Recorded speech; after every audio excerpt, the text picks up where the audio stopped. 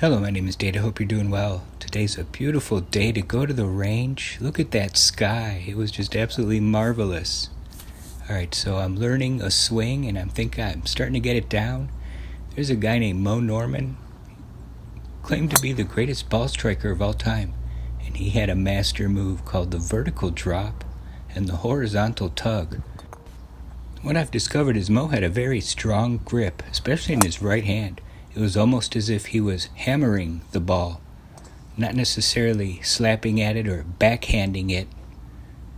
He was literally hammering the ball.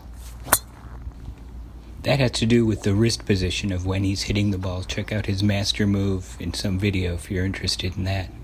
But I also realized he has a single plane swing where he says he's reaching for the ball, and that gives him some really good extension, and he's able to keep his left arm pretty straight and swing it like a lever or a pendulum, which he always claimed.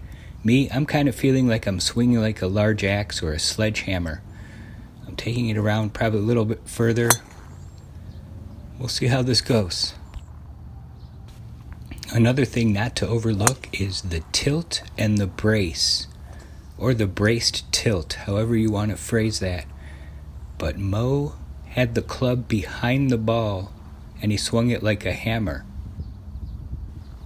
Also, interestingly enough, Mo Norman would often compare himself and his swing to Ben Hogan. He said that they had the same swing. They looked a little bit different, but essentially they were doing the same thing.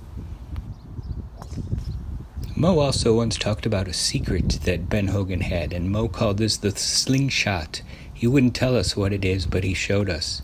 And he also said it's hard to do, but if you do it, the ball really goes zinging out of there. And I think a lot of it has to do with the way he's gripping the club and hitting it like a hammer instead of backhanding it.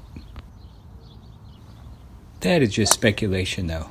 But Mo did say that Mr. Hogan had a slingshot, whatever that means. We may never know.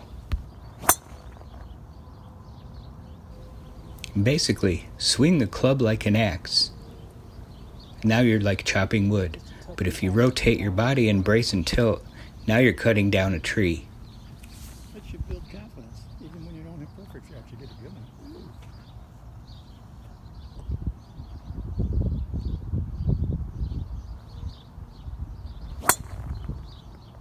Dead straight. That thing's gonna ring all day. Especially for the driver in the longer clubs, you want to have an closed stance. In the shorter clubs, you can do a little more of an open stance. Just make sure you're adjusting the angles.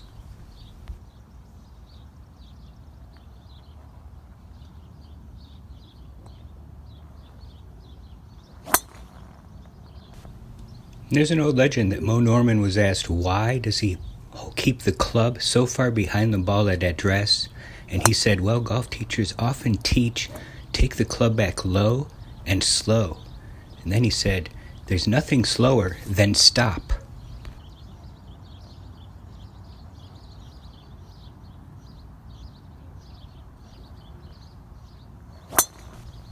I feel that Mo kind of set himself up in the impact position before he even took the backswing.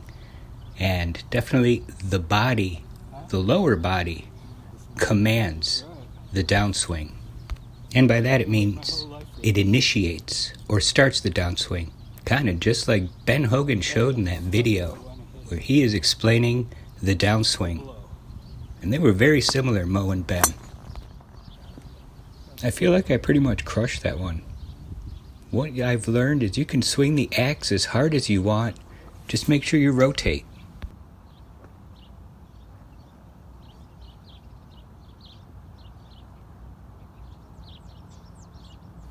And by rotate, that could just mean slide the hips, kind of like Sam Snead's sit move.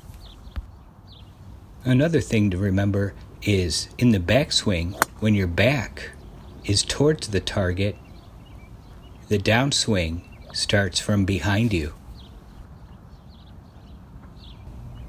But in a rotational swing, I'm not sure how much that would work. These are more like old classical slide type moves, where they rotate their hips and they slide them back. in modern day golf, they teach to not really move the legs at all and keep them really stable. And I agree with Jack Nicklaus, who said that's not really a great idea. The legs have to be involved. All the forces come from the ground up.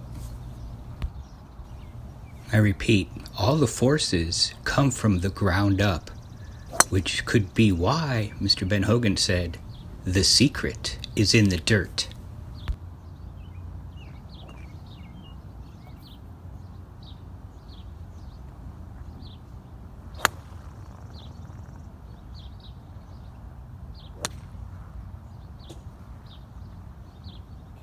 That slid right over. That was a little open face.